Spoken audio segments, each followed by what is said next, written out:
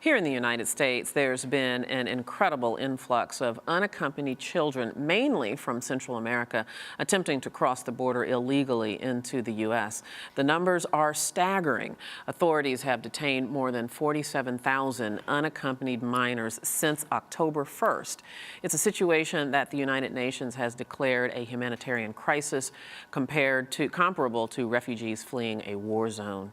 U.S. officials blame this massive influx of children on rising crime and declining economies in Central America. They reject calls for a change in U.S. policy. Andy Adame is a spokesperson for the Arizona sector of U.S. Customs and Border Patrol, and he joins us from Tucson, Arizona. And Megan McKenna is the communications director for Kids in Need of Defense, an advocacy group that helps place immigrant children. And she's joining us here in our New York studio. Welcome to both of you. Thank you for being here. Thank you. Thank you for having us.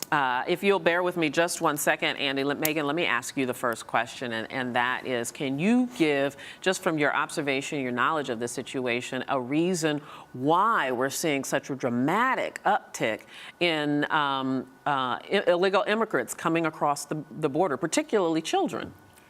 Yes, it's been an historic situation where children are coming, they're fleeing gang violence, they're fleeing transnational criminal elements, criminal groups, and they've been coming since October 2011 in historically rising numbers.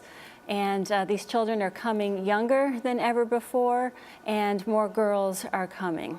And as I understand it, that now, mothers are bringing young children, which was unusual in the past. They'll bring an infant strapped to them or toddlers, and then, as you said, these unaccompanied minors. Besides the failing economies, the crime and the violent situations that they're coming from, is there something about what's happening in the U.S. that's drawing them in these bigger numbers? Well, we at Kids in Need of Defense we've been referred over 6,000 of these children since 2009, and overwhelmingly they tell us that it's the crime, the sort of the push factors, the insecurity that's really driving them as the primary reason they're coming to the United States. They don't feel safe in their home communities. They're being targeted by these gangs, and there's no one to protect them. In some cases, these criminal elements control, entire regions of a country. It's just unimaginable. I read reports that as young as 5-year-olds were trying to make this journey. Yes. Andy, I want to turn to you. Thanks for being patient with me. As I understand it, the Border Patrol is being inundated with these illegal immigrants pouring across the border, more so in Texas, so much so that some of those are being sent to your area, to Arizona, to be processed. Is that right? Yeah, that's correct. For the last several years, we've seen a major increase in juveniles coming across the border there in southern Texas. In 2014, we've seen a significant surge in accompanied juveniles, specifically coming across the border. And what we experienced down in Texas is that not that we're seeing a shortage of Border Patrol agents down there. I mean, they're apprehending upwards of almost 2,000 a day down there. What we're seeing is the processing facilities, a shortage of processing facilities where we can take these persons and we can process them, identify them, classify them, and process them for deportation hearings. So what we've done is we've transported in planes out of South Texas up to Arizona, to Tucson specifically, plane loads of these family groups where we have the facilities here in Arizona to process these numbers of people.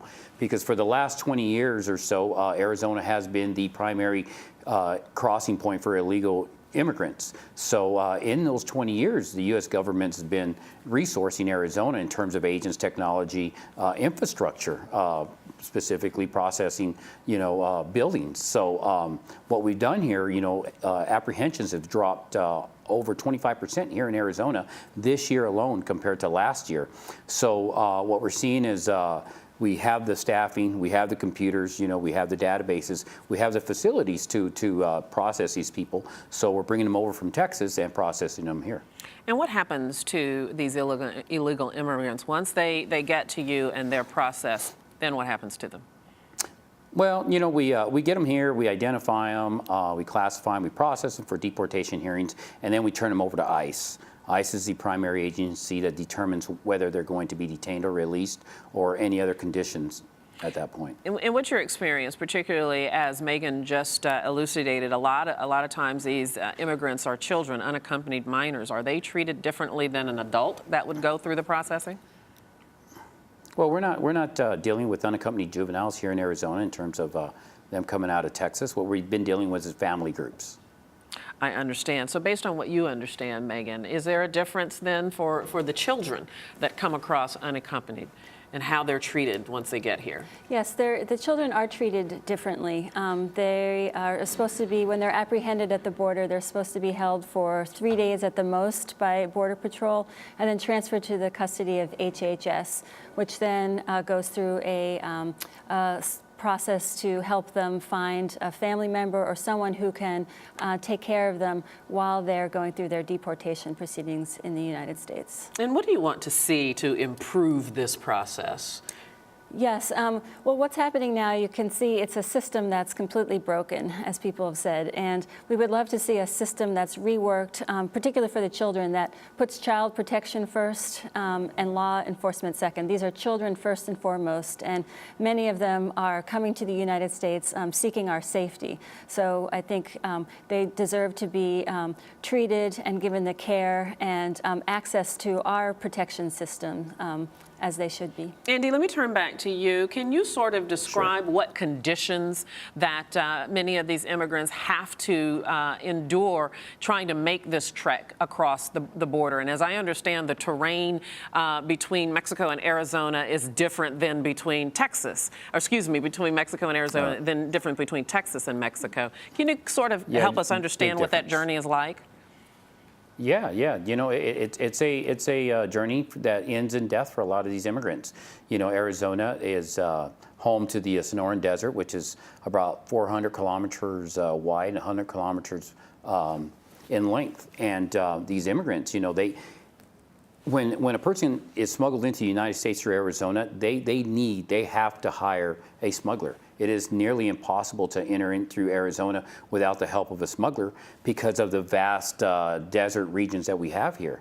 So what happens is they basically place their lives in the hands of these scrupulous smugglers. These smugglers, in the past, they were family groups, family organizations that lived along the border that used to smuggle people into the United States. Back in 2005, 2006, what we've seen here on the border was a big change. We've seen the drug cartels move into the border area, and they moved from their drug smuggling into the alien smuggling business, which is very lucrative. Now, you know, in the past 5 years, they've basically taken over 100% of it. You know, every person that enters illegally through Arizona touches the drug cartels in one manner or another. Many of that resulting in violence against the migrants. You know, you get beatings, you get robbery, you get rapes. These are reports that we see on a weekly basis down here. It's no longer safe in Mexico along the border in Sonora, and, you know, once you cross through the desert itself presents a whole series of dangers. You know, there's no natural water out in that desert. You know, it takes 4 or 5 days to cross. The average person, it's impossible for the average person to cross that desert. It takes about 2 gallons a day to cross that desert. It takes about 5 days to cross it in 110-degree heat because you can only travel by night. So that means you have to carry, you know, virtually so much weight under those conditions that it's virtually impossible to cross. Yet these people, these migrants, they continue to try.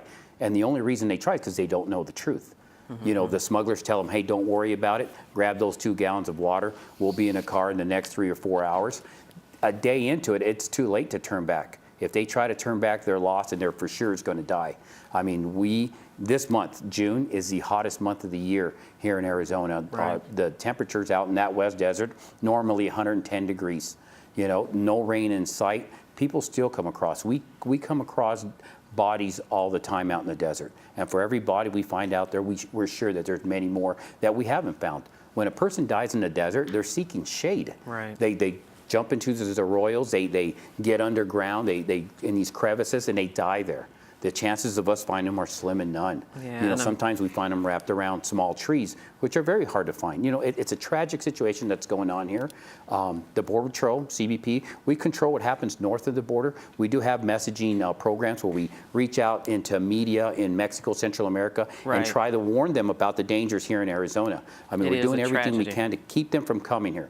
Absolutely. The bottom line is, you know, it's a crime. It's a crime to cross illegally into the United States, but it's not a crime where you should give up your life. Yeah, and even more tragic that so many of them are young children at this point. We're going to have to stop the conversation right there, but Andy Adame and Megan McKenna, I want to thank you both for being on Arise America. Oh, thank you. Thank you. Thanks, Rat. And this is Arise America.